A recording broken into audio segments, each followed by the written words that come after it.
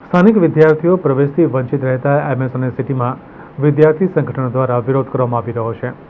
ત્યારે વિદ્યાર્થી સંગઠન એજીએસયુ દ્વારા વિરોધ પ્રદર્શન કરવામાં આવ્યું હતું।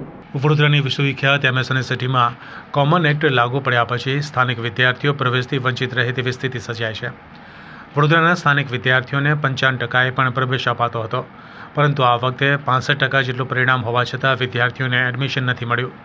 તે લાંબા સમયથી વિવિધ સંગઠનો આંદોલન કરી રહ્યા છે, જ્યાં આજે વધુ એક આંદોલન છેડાયું છે। એજીએસયુ સંગઠને મોટી સંખ્યામાં વિદ્યાર્થીઓને સાથે રાખી હેડ ઓફિસ ખાતે હલ્લાબોલ કર્યું હતું। એમએસ યુનિવર્સિટીના ઇતિહાસમાં પ્રથમ વખત આવી ઘટનાઓ બનવા જઈ રહી છે કે વિદ્યાર્થીઓને 75% હોવા છતાં એડમિશન નથી મળી રહ્યા। આ એ જ યુનિવર્સિટી છે જ્યાં મહારાજાએ 35% પણ વિદ્યાર્થીઓને એડમિશન આપેલા છે।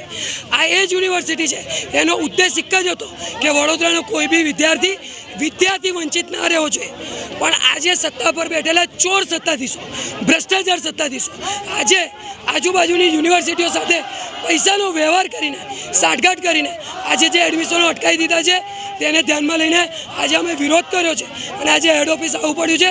જ્યાં સુધી આ વિદ્યાર્થીઓને એડમિશન નહીં મળે ત્યાંથી અમે તસ્તી મસ્ત નહીં થઈએ અને દરેક વિદ્યાર્થીઓને એડમિશન અપાવીને રહીશું।